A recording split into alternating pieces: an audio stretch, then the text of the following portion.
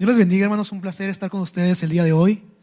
Agradezco a Dios la oportunidad que me da de estar acá. Antes que nada quisiera presentarme. Mi nombre es Saí Ramos, soy originario de la ciudad de Chihuahua, Chihuahua. Tengo 27 años de edad y estamos trabajando dentro de la obra misionera con el fin de llegar próximamente a Ucrania, una ciudad que se llama Dnipro o Dnipropetrovsk. De hecho, el nombre original es Dnipropetrovsk. Gracias a Dios, hace como 2 años le quitaron el Petrovsk y se llama Dnipro, más fácil, ¿verdad? Entonces, y dentro de ese tiempo que hemos estado trabajando, Dios nos ha enseñado muchas cosas, como la importancia de confiar en Él y saber que es por Él que las cosas se hacen. Lo más importante es que el nombre de Dios sea glorificado en todas partes del mundo. Amén. Normalmente, cuando yo era más pequeño, hermanos, yo tenía un problema. Una de las cosas con las que yo siempre he batallado ha sido con los idiomas. Siempre ha sido una de las cosas más difíciles para mí. Y normalmente en la obra misionera es algo de las cosas que más se usa, el tener que hablar otra lengua, otro idioma. Y yo quiero presentarme con ustedes en ruso para que usted escuche cómo se habla el ruso. ¿Están de acuerdo? ¿Sí? Yo sé que me van a escuchar más los muchachos que vieron el mundial el año pasado. Me van a escuchar perfectamente. Ok. Привет вас, братья и сестры. Я благословит вас Господь. У меня зовут Иза, я миссионер по Руси и Украине. ¿Sí me entendieron, verdad? Pues si fue bien claro, hermanos. Clarísimo, todo sencillo, ¿no? No se crean. Lo que acabo de decir es, hola, hola a todos, hermanos y hermanas. Dios les bendiga. Mi nombre es Saí Ramos. Yo soy misionero a Rusia y Ucrania. Y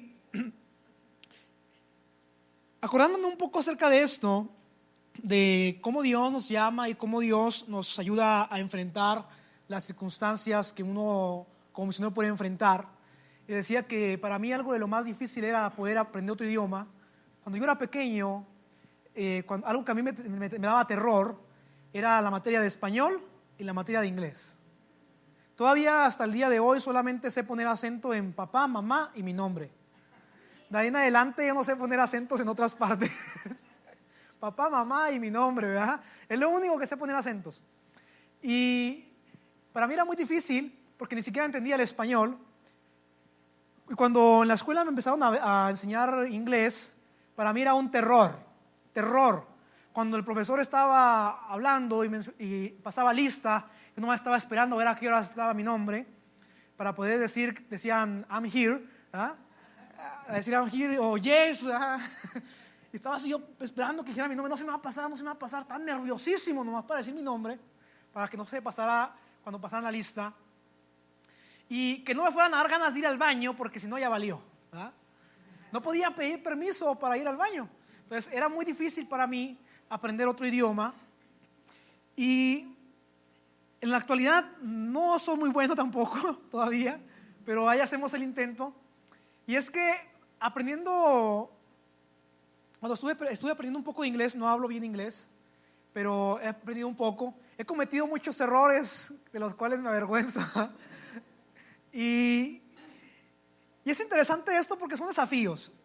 Recuerdo que hace casi 2 años estuve con un grupo de misioneros rusos y mientras platicaba con ellos, yo hablaba con ellos en inglés, un inglés mocho, como usted se imaginará, mocho y a señas y como podía, pero yo no estoy acostumbrado tanto a hablarlo, a veces escribo un poco más de lo que hablo, sino que había una jovencita de unos 19 años, una rusa, y ella tenía un carácter muy agresivo, y cuando me hablaba, a veces me hablaba en ruso, luego me hablaba en inglés y yo ya no sabía ni qué hacer, estaba privado, mi mente estaba así bloqueada tremendamente.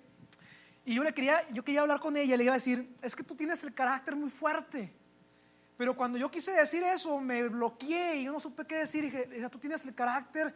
Y empecé a pensar en inglés. Digo, ¿cómo es esa palabra? ¿Cómo es esa palabra? ¿Cómo le digo que es fuerte? Y empecé a divagar en mi mente y a pensar en voz alta. Y empecé a divagar en mi mente. Y ella empezó a poner palabras en mi boca en inglés. Y yo agarré una palabra con la D. Dije, ¿es con la D? Estaba así como que yo divagando. Y terminé diciéndole que ella era una sucia. Y cuando dije eso, vi que su cara fue como de, oh no. Y los otros acá enseguida, risa y risa, atascados de la risa. Dije, pues, ¿qué dije? Y como dicen por ahí, ¿verdad? Que le cae uno el 20. Cuando entendí lo que dije, me solté riendo también yo. Me solté riendo. Y le digo yo, es que tú tienes la culpa. Porque tú me presionas. Me estás presionando y yo no sé lo que estoy diciendo. Tú pusiste las palabras en mi boca. Pero ya he tenido algunas cosas como esas, ¿verdad? Que pues he cometido errores en tratando de hablar un idioma.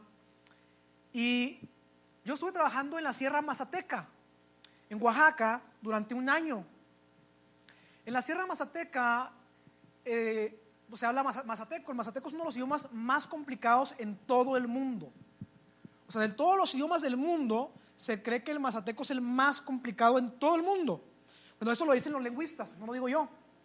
¿Por qué le digo esto? Porque, bueno, a esa zona llegan muchos lingüistas europeos, llegan a esa parte a estudiar este lenguaje porque es el único idioma que viola las leyes de la gramática o de la lingüística.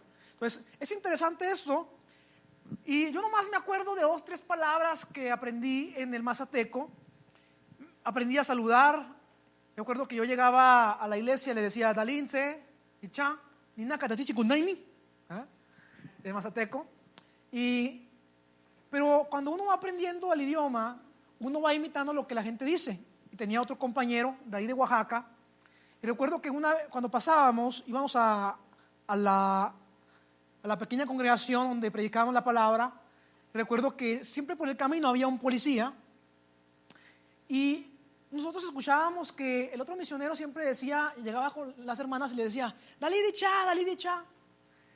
Ah, ok, pues un saludo, ¿no? Entonces, esos momentos que pasamos por donde estaba el policía, de repente volteaba a ver el policía y le decía a mi compañero, le decía, Dalí dicha, con una sonrisa en la cara, le decía al policía, Dalí dicha, al policía.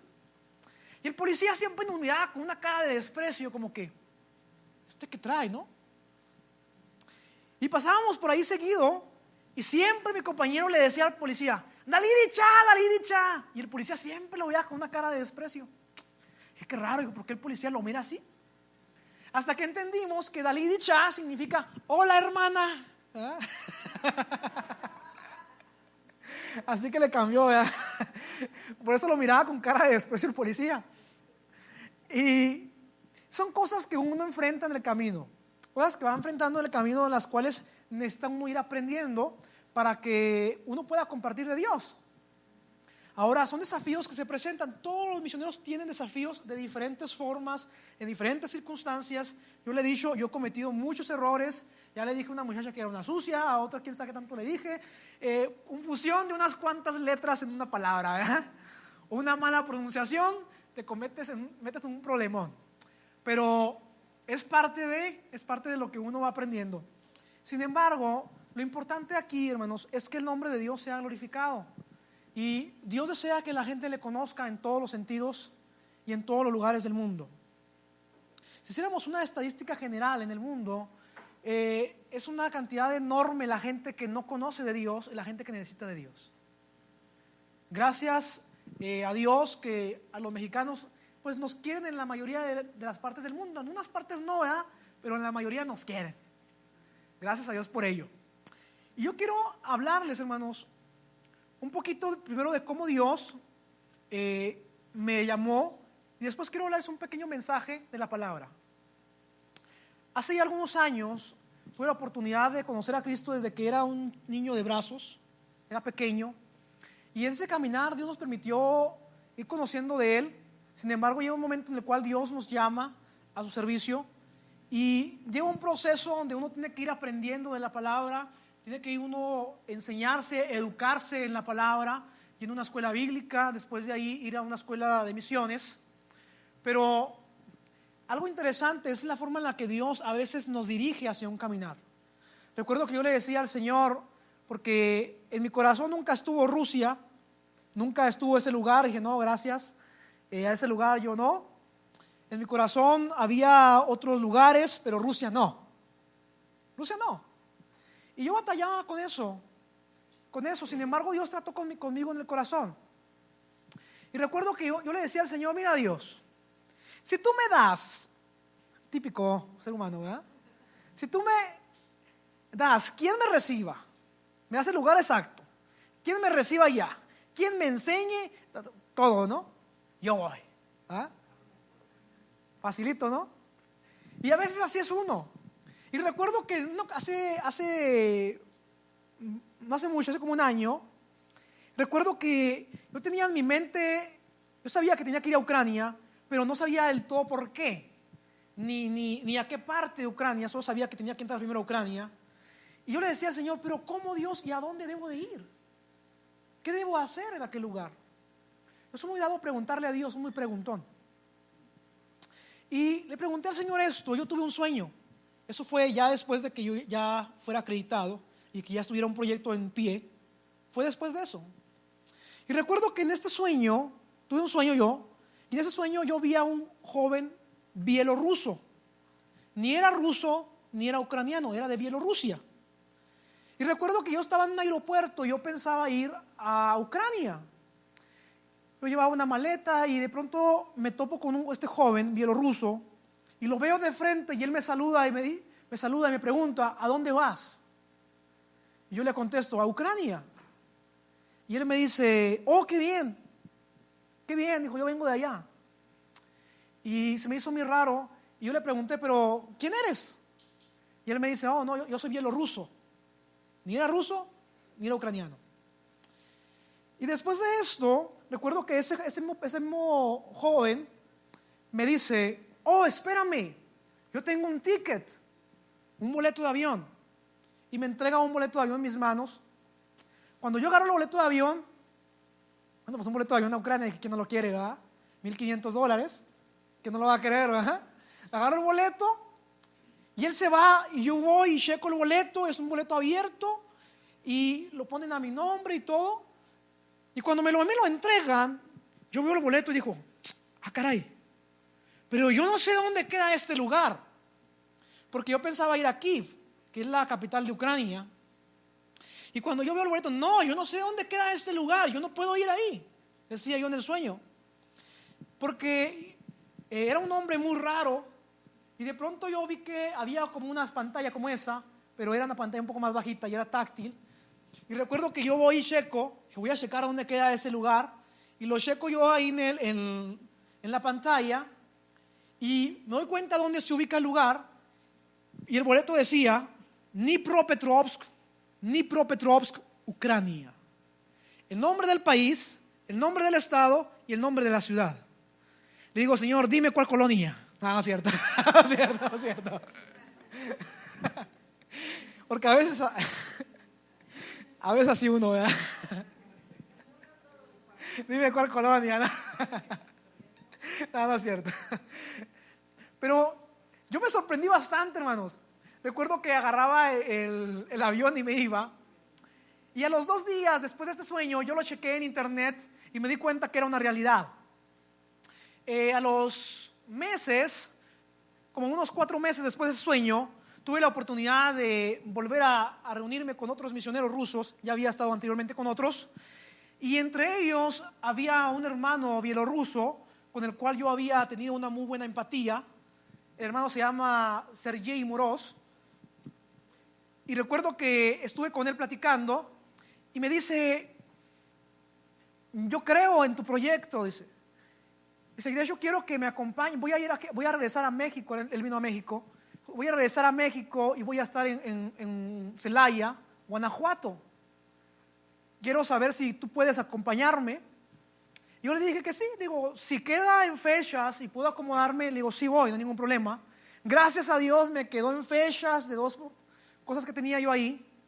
Me quedó en fechas una semana libre, y exactamente la libre era donde tenía que ir con el misionero bielorruso.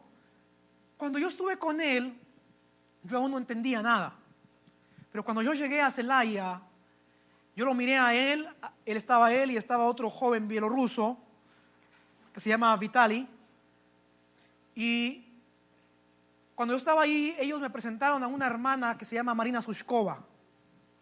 Cuando yo vi a la hermana Marina Sushkova, Me dicen, la hermana es traductora, ella habla español y habla ruso y habla ucraniano, no habla inglés, pero habla esos otros idiomas. Y a mí se me hizo raro, dije, bueno, está bien, vamos a conocer a la hermana. La conocí, pero después de un rato que estuve ahí en un campamento, estuve una semana con ellos, recuerdo que la hermana Marina se acerca conmigo y me dice, ¿me puedo tomar una foto contigo? Le digo, sí. Sí, está bien. Y se agarra y toma una foto conmigo y me dice, lo que pasa es que te pareces mucho a un amigo mío, un pastor en Ucrania. Se me hizo raro a mí.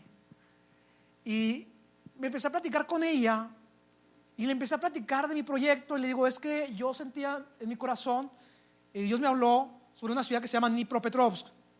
Dijo, oh, yo tengo una amiga ahí en Dnipropetrovsk y ella también es traductora, ella habla español.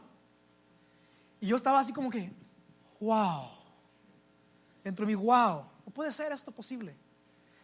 Y empecé a entender cómo Dios estaba obrando de una manera tan especial y tan interesante, porque yo soñé un bielorruso y fue un bielorruso quien me llevó con ella. Y empecé a platicar con ella y todo, estuve ahí ese tiempo, sino que ella me contactó con su amiga, después yo platiqué con ella por la internet, pasó meses, porque a veces las conversaciones duran 2-3 meses, ¿verdad? Para platicar. Eso de que van en abono, la plática. Y recuerdo que este año platicaba con la hermana que está en Ucrania, en Dnipropetrovsk. La hermana se llama Natasha Ternovaya. Y platicaba con ella y le decía, hermana, yo quiero conocer un poquito más de aquel lugar, porque me interesa conocer cuáles son las necesidades, cómo se trabaja allá. Y ella me dice, mira, hay cosas que yo no voy a saber cómo contestarte, pero yo conozco a una persona, otro, ¿verdad? Conozco a otro. Y me dice, conozco a otra persona, dice que yo creo que tú vas a poder platicar bien con él. Es un misionero que trabaja aquí, dijo, ya tiene mucha experiencia él. Y dije, pues preséntemelo, ¿no? Y ella me presentó a un hermano que es misionero y que es mexicano, que se llama Martín Coronado. Y yo me sorprendí porque es mexicano y está ahí exactamente en la ciudad. Sino que después de eso platiqué con él y fue algo sorprendente, hermanos. Porque cuando platiqué con él simplemente me dice, mira Isaí, tú no te preocupes por nada. Tú no te preocupes por nada. ¿Tú quieres venir acá? Dice, no te preocupes, nosotros nos ayudamos a que llegues acá, te ayudamos con lo que necesites de papelería. Yo te digo cómo le hice para estar acá. Aquí tenemos una base misionera en Ucrania, en Dnipropetrovsk, y estamos trabajando en Rusia, en Kazajistán, en Kirguistán, en Letonia, en Estonia y en Moldavia. Cuando me dice eso ese hombre, dije, no puede ser. Casi me desmayo, hermano. A la 1 de la mañana platicando con él y yo casi me desmayo ahí lo que me estaba diciendo. Dije, no puede ser. Y después de eso, él me comenta, mira, si tú quieres venirte, te puedes venir, no hay ningún problema. Pero si quieres, podemos platicar en persona. Yo voy a México en mayo. Y exactamente él llega el 7 de mayo a Ciudad Juárez, Chihuahua, por estas fechas. Entonces, saliendo de acá de Jalisco, regreso a Chihuahua a ver a este hombre, porque la idea es poder fortalecer relaciones con una posibilidad de retornar con él a Ucrania por lo menos por 3 meses, si Dios nos lo permite, y nos lo autorizan también nuestros líderes. Pues, ¿por qué les platico esto? Porque yo entiendo cómo Dios va haciendo las cosas para que su palabra sea llevada a otro lugar. Cuando Dios decide hacer algo, Dios lo hace bien. Dios simplemente busca en nosotros una disposición y que aprendamos a creerle a Él para que Él haga lo demás. Entonces, yo les comparto de lo que Dios ha estado haciendo en mi vida y lo que hemos creído en Dios. Yo he creído que Dios es capaz de hacer cosas maravillosas. Yo lo he visto en mi vida, lo he visto en este tiempo y creo que este mismo Dios en el cual yo creo es el mismo Dios en el cual tú crees. Pero ¿sabes qué? Lo interesante, hermanos, es que hay pequeñas acciones en la vida que marcan la historia de toda una humanidad. Hay pequeñas acciones en la vida que pueden marcar la historia. Tú puedes decir, bueno, pero lo que yo hago para Dios a lo mejor no es mucho, pero lo poco o lo mucho que tú hagas para Dios puede marcar la historia, no solamente tuya, sino la de una nación, la de un pueblo entero, una generación. ¿Por qué te digo esto? Porque hay una historia en la Biblia, en Josué capítulo 2, si puedes ir ahí, estaría bien. En Josué capítulo 2, versículo 1 en adelante, quiero entrar a una historia, hermanos, que considero interesante y que nos enseña una gran verdad. Josué capítulo 2, versículo 1, dice de la siguiente manera: Josué, hijo de Nun, envió desde Sittim 2 espías secretamente diciéndoles: andad, reconocer la tierra y a Jericó. Y ellos fueron y entraron en casa de una mujer ramera que se llamaba, ¿cómo? Rahab. Dice la palabra, y posaron ahí, y fue dado aviso al rey de Jericó diciendo: he aquí que hombres de los hijos de Israel han venido aquí esta noche para espiar la tierra. Cuando yo leía esta historia, yo podía mirar algo muy interesante en esto. Y es que antes de este pasaje había fallecido Moisés. Ya no estaba Moisés, ya no estaba el líder espiritual, ni el líder general de toda esta nación. Y había tomado el liderazgo un hombre llamado Josué, o apodado Josué. Y interesantemente, cuando Josué toma el cargo, lo toma en una circunstancia pues un poco complicada. Estaban a un lado del río del Jordán y tenían que cruzar el Jordán porque venía una conquista por delante. O sea, no empezó el cargo con algo fácil, no, con un gran desafío por delante. Había un desafío grande por delante. Tenían que cruzar un río, tenían que conquistar naciones por delante para poder establecerse y obtener la bendición de Dios. Y frente a nosotros en toda esa historia, podemos observar y darnos cuenta que está a punto de suceder uno de los milagros más sorprendentes en la Biblia: la caída de los muros de Jericó. Los niños lo cantan, e incluso nosotros lo cantamos. Cantamos con que los muros caen, cosas por el estilo, ¿verdad? Todos sabemos de esa historia y todos nos emocionamos cuando hablan de esa historia, y todos estamos pensando que estamos marchando alrededor de los muros porque van a caer, ¿verdad? Entonces, es interesante esta historia, pero detrás de cada historia hay acciones que llevan a que ésta sea real. Todos miramos el milagro en Jericó, pero ¿qué pasó antes para que este milagro sucediese? Pasaron muchas cosas atrás de esto. Y es que dice la palabra que Josué había enviado a 2 espías a espiar la tierra. Esto había sucedido anteriormente con Moisés. Moisés había enviado 2 espías anteriormente a reconocer Canaán, pero Josué dijo: no, vamos a mandar solamente 2. Y yo me imagino, ¿verdad?, que los espías no iban con una playera que decía: soy israelí, ¿verdad? Espía israelí. ¿Ah?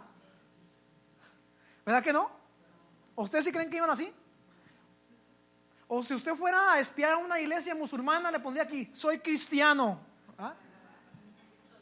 ¿Usted lo haría? Ah. En cuanto se acerca a la puerta, le caen 2, 3. Entonces, algo interesante de los espías es que normalmente pues se transforman un poquito. Yo me imagino que para que estos hombres entraran allá, pues se tuvieron que quitar un poquito las túnicas que traían, cambiarse un poquito la vestimenta. Y usted puede ver a los misioneros que van al mundo árabe, que traen su turbante tapados y andan con sus túnicas y se dejan la barba crecer. Yo no me la dejo porque no me sale. Gracias que voy a Rusia y los rusos no les gustan las barbas. Qué bueno por ello. Pero esos hombres se habían disfrazado para poder entrar. Eran espías. No podían entrar diciendo soy judío, no podían hacer eso. Tenían que entrar de una manera de infragantes para reconocer la tierra. ¿Por qué esto? ¿Por qué tenían que reconocer la tierra? Porque si no se reconoce la tierra, no puedes saber cómo conquistarla. Si tú vas a predicarle a una persona, supongamos que tú quieres ir a predicar a cierta zona de la ciudad, pero si tú no reconoces la tierra y sabes cuáles son las necesidades fundamentales de la gente, pues a lo mejor no le atinas ahí. A veces el Espíritu Santo revela, pero a veces nosotros predicamos y a veces no le atinamos, ¿verdad? Que si es la palabra que debe ser o no. Entonces, es importante espiar, es importante reconocer, saber qué es lo que sucede en ese lugar, para poder saber qué voy a predicar. Imagínense que yo voy a un hospital y empiezo a predicar, no, Dios puede bendecirte y va a hacer que tengas un carro. Ah, caray, pues nada que ver, ¿no? Yo para qué quiero un carro, lo que quiero es salud, ¿no? En el hospital. Pero si te ponen a predicar a un lado de la agencia de Chevrolet, pues ya es otro rollo, ¿no? Entonces, es diferente, o sea, las circunstancias son diferentes. Entonces, es importante saber cómo hablar y de qué hablar. Si yo le hablo a mexicanos y les digo, ¿saben quién es Benito Juárez? Todo el mundo sabe quién es Benito Juárez. Todo el mundo sabe quién es. Si les pregunto, ¿saben quién es Karl Barth? ¿Ah? ¿Alguien sabe quién es Karl Barth? No es el de los Simpsons, ¿eh? Entonces, tiene que ver mucho el saber hacia dónde voy. Y recuerdo que dicen que por ahí hace muchos años atrás, México empezó a hacer unos tratos con Rusia. Y dicen que de México estaban exportando o habían hecho un contrato para la exportación de miel. Exportación de miel. Miel de abeja, ¿eh? y dicen que en ese tiempo México había hecho unos tratos. Entonces iba a mandar un cargamento de miel a Rusia. Pero cuando los mexicanos decidieron hacer ese cargamento, nunca pensaron cómo eran las circunstancias en Rusia, así que empezaron a envasar la miel en frascos de vidrio, y eran frascos de vidrio sellados. Dice que el cargamento lo llevaban en un avión, y cuando el cargamento llegó a Rusia, hubo un caos en Rusia, porque si usted agarra un frasco de vidrio y lo mete al congelador, usted sabe qué pasa, ¿verdad? El vidrio truena. Pues esto pasó con el cargamento. Fue un caos total. Un caos que dicen que por ahí se rompieron ciertas relaciones y fue un caos total. Por eso es importante reconocerlo. Imagínese que a usted se le ocurra ir a Rusia y dice, no hombre, pues aquí en Chapala está bien rico el clima, tranquilo, bien relax. Usted se va con su playera de manga corta, un short, unas sandalias. No, pues yo así iba allá ha de ser igual en todo el mundo. Llega uno allá y pues en cuanto se baja del avión, ahí quedó, ¿no? Pues quiere decir, hermanos, que es importante reconocer la tierra. Los espías reconocieron la tierra porque tenían que saber hacia dónde iban a ir, con quién se iban a enfrentar. Pero algo interesante sucede en medio de esta escena, es que estos espías son descubiertos. Los descubren. El rey de Jericó se da cuenta que tiene turistas en su casa, que hay turistas en su casa y vienen a comprar muchas cosas, ¿no es cierto? Se da cuenta que tiene espías en su casa del pueblo de Israel, enemigos mortales de Jericó. Qué interesante, o sea, qué tremendo es esto. Si yo fuera el rey y me dicen, oye, hay espías en Jericó. ¿Cómo va a haber espías en Jericó? Oye, tenemos unos muros gigantescos de 10 metros de alto por 6 de ancho y una sola puerta en Jericó para que me digas que hay espías. Como que es ilógico. La puerta está llena de guardias. Arriba de la ciudad está lleno de soldados. Y me dices que hay espías en mi tierra. Yo primero hubiera hecho la bilis. ¿Usted qué hubiera hecho? Yo si fuera el rey de Jericó hubiera hecho la bilis. ¿quién no se molestaría? Tienes toda la vigilancia, tienes muros y todavía se te meten, pues está difícil, ¿no? Entonces, el rey de Jericó se da cuenta de las circunstancias que están pasando, pero dice la escritura que había una mujer llamada Rahab. Y dice que estos llegaron con ella. No sabemos cómo llegaron ni por qué llegaron, pero sabemos que llegan con ella. Y la palabra habla de esto. Habla acerca de que Rahab había tomado a los espías y ella está en una circunstancia donde ella puede tomar una decisión: entregar a los espías o ayudarlos. Eso es interesante. ¿Por qué? Porque ella puede tomar una decisión y llevarla a la acción: entregar a los espías hebreos o ayudarlos. ¿Por qué le digo esto? Imagínese que usted tiene espías en su casa. ¿Usted cree que no va a haber una buena recompensa por ellos? Podría haber algo tentador ahí, ¿no? Pero Rahab, que es lo que quiero hablar ahorita, Rahab toma una decisión diferente. Dice la palabra que Rahab decide esconder a los espías. Decide esconderlos por ahí en su casa. La casa de Rahab estaba en medio de los muros. Y decide esconderlos por ahí. Y lo interesante de esto es que cuando ella toma esa decisión, ella está arriesgando su vida. Por ahí los soldados de Jericó llegan a la casa de Rahab. Se meten a la casa de Rahab para preguntar amablemente. No creo que preguntaran amablemente. Para sacar a los espías, porque sabían que estaban en casa de Rahab. Cuando esos hombres entran a la casa de Rahab y empiezan a interrogar a Rahab, le dicen: Rahab, saca a los espías, sabemos que están aquí, entendemos que los espías se encuentran en tu casa. Me sorprende la astucia de Rahab, porque cuando se toman buenas decisiones y se llevan a la acción, tienen que ser con sabiduría, con entendimiento de lo que estamos haciendo. Dice que Rahab les dice: espérense, es correcto, aquí había 2 hombres, pero yo no sé de dónde eran. Y cuando ellos, al llegar la noche, ellos se fueron. Y luego dice que Rahab le dice: pero vamos, soldados, persíganlo, no sea que se les escapen. En pocas palabras, sálganse de mi casa, ¿verdad? Con astucia. Entonces, quiere decir que en la vida se toman decisiones y se llevan a la acción con inteligencia, con sabiduría. Rahab decidió salvar a los hombres de Dios porque ella sabía que era la mejor decisión que ella podía tomar. Algo que se me hace muy interesante en esta parte de la historia es que después ella saca a los espías, empieza a tener un diálogo con ellos, y en medio de este diálogo que ella tiene, ella les dice: yo puedo ayudarles, yo puedo ayudarles a salir. Y es que Rahab, hermanos, sabía quién eran ellos, sabía de ellos. Y algo interesante es que para que ella tomara esa decisión de salvarle la vida, tenía que entender qué era lo que estaba pasando.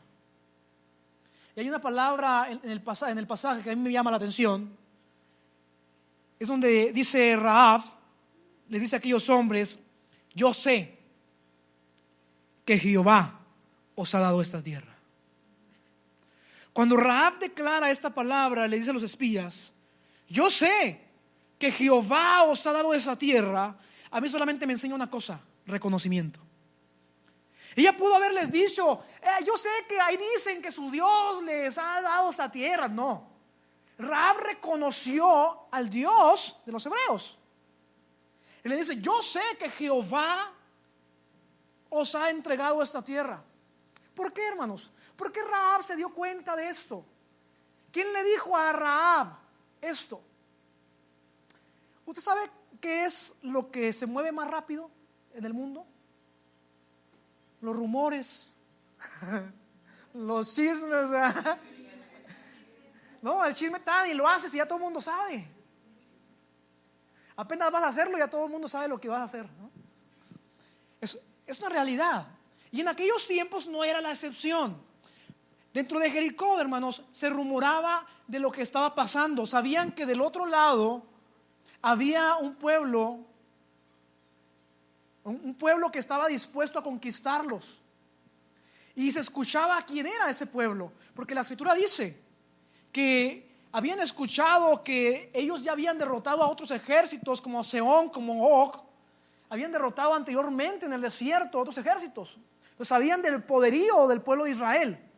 Pero también habían escuchado que el Dios de Israel había sido un Dios de misericordia, porque había librado sus vidas de la esclavitud de Faraón, del pueblo egipcio. Entonces, todos esos rumores andaban entre una ciudad con bardas gigantes. ¿Usted cree que Rahab en su trabajo no se diera cuenta o no escuchara este tipo de rumores? Rahab había escuchado, hermanos, había escuchado esas historias del Dios de los hebreos que había salvado a su pueblo, que había tenido misericordia de ellos. Oiga, hermanos, imagínese que toda tu vida has vivido una vida difícil y el Dios que tu pueblo te presenta es un Dios perverso que simplemente quiere beber la sangre de inocentes, saciarse con ella. Imagínense, después de mirar todo este caos, este terror dentro de esas paredes, escuchar que por ahí hay un Dios que es un Dios de misericordia, que es un Dios bueno y misericordioso. Imagínense, qué hermoso es eso. Después de vivir toda una vida aterrada por las circunstancias de la vida y los dioses perversos, y de pronto ver la oportunidad de esperanza ante tus ojos. Rahab les dijo: yo sé que Jehová os ha entregado esta tierra. Yo sé que ese Dios a quien ustedes sirven, así como los libró de Egipto, también les ha entregado esta tierra. Rahab lo reconoció. Por eso Rahab tomó su decisión y dijo: ¿saben qué? Yo puedo ayudarles. Y entra a una negociación y les dice: yo puedo sacarlos de aquí.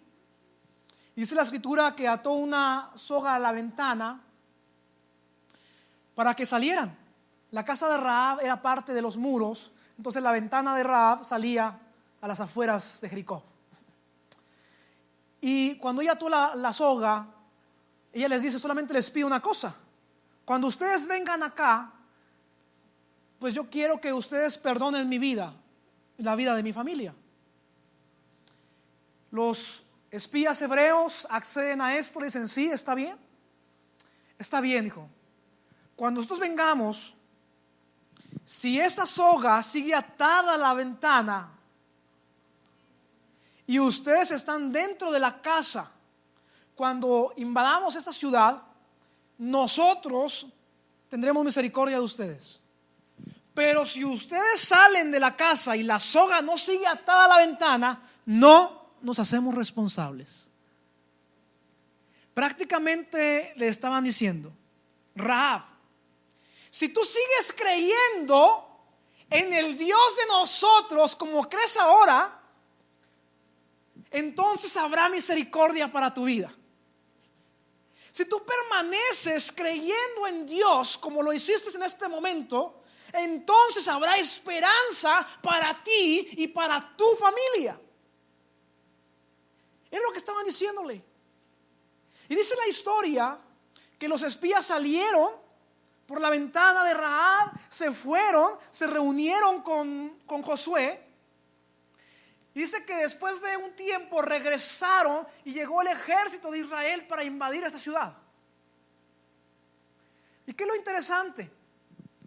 Que Josué rodea la ciudad a una distancia considerable y empieza a rodear la ciudad y empieza a dar vueltas un día y luego otro día y luego otro día, esperando uno de los milagros más sorprendentes de la Escritura. Dice la historia que el séptimo día dieron 7 vueltas alrededor de la ciudad. Y después de eso, dice la historia que ellos empezaron a adorar a Dios y a sonar las trompetas y a gritar fuertemente. Dice que los muros de Jericó, que todos los muros de Jericó cayeron sobre tierra, juntamente con el ejército de Jericó, dejando la ciudad indefensa. Qué sorprendente milagro. Pero cuando yo empiezo a pensar en este milagro y lo que dice la palabra, y si los muros cayeron y los soldados murieron en ellos, ¿qué pasó con la casa de Rahab? La casa de Rahab era parte de los muros. Y la palabra dice que los muros cayeron. Qué interesante es esto, ¿no? Por ahí había una soga colgada a una ventana. Una mujer que había vivido en pecado, pero que le estaba creyendo a Dios, juntamente con su familia dentro de una casa. Y mientras los muros habían caído, la casa de Rahab seguía en pie. Yo nomás me imagino un momento lo que significaría esto para Rahab. Cuando los hebreos llegaron a su casa, abrieron las puertas para sacarla a ella y a su familia y rescatarla. Yo me imagino a Rahab mirar hacia alrededor, los muros derrumbados en tierra, la ciudad sitiada y su casa en pie, porque decidió hacer una acción que marcaría la historia.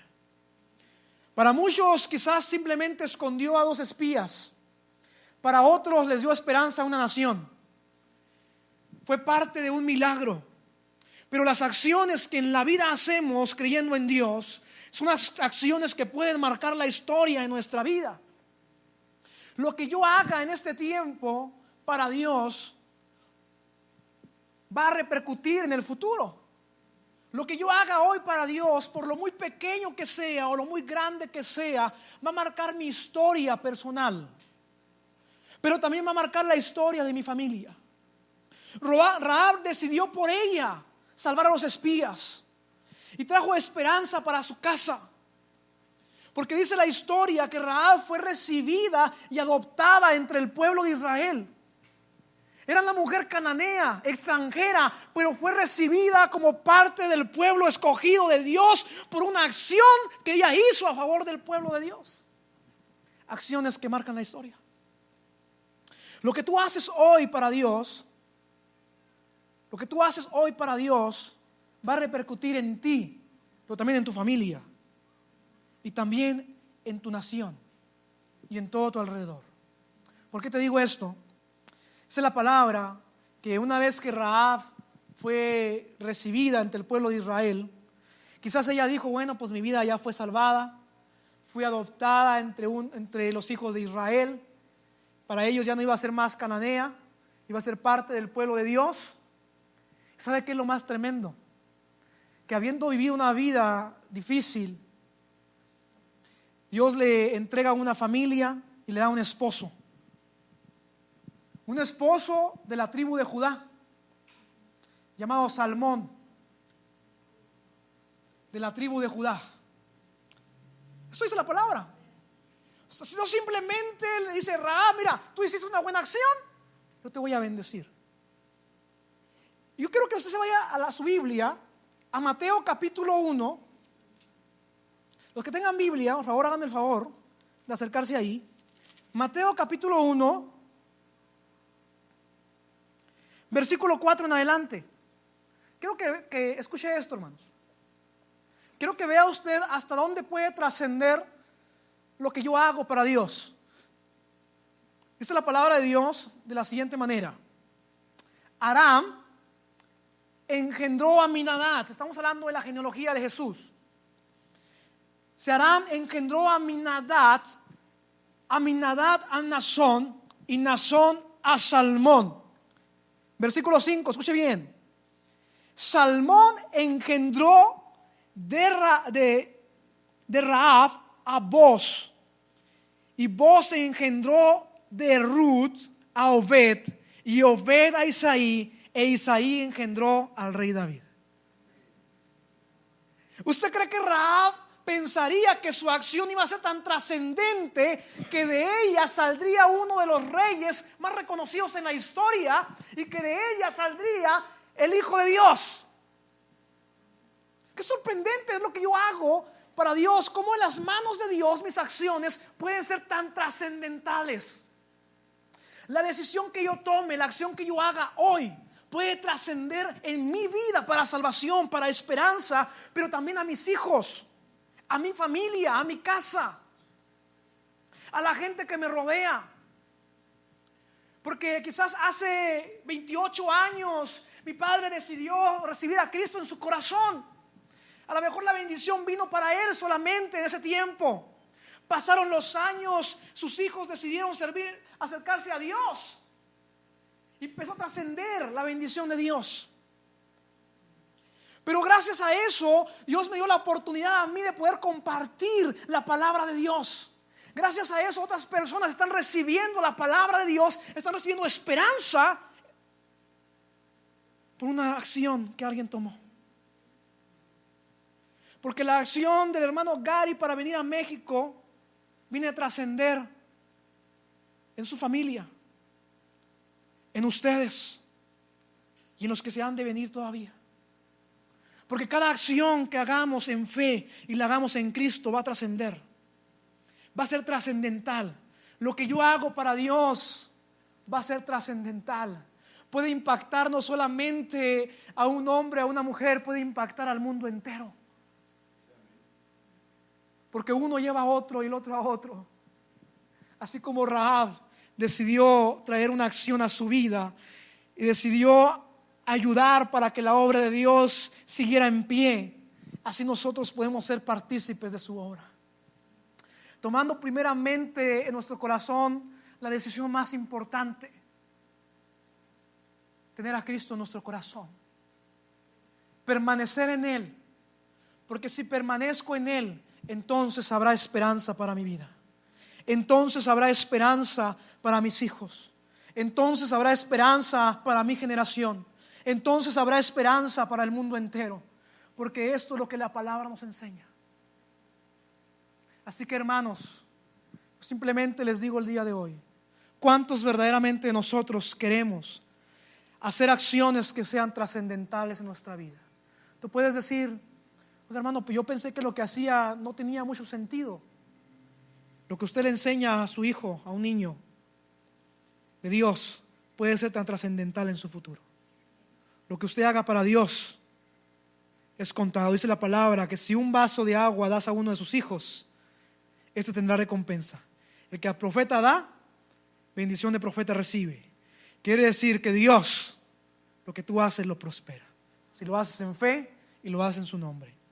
Así que, hermanos, yo les dejo esta reflexión en su corazón para que ustedes comprendan que todo lo que ustedes hacen para Dios trae recompensa y es trascendental.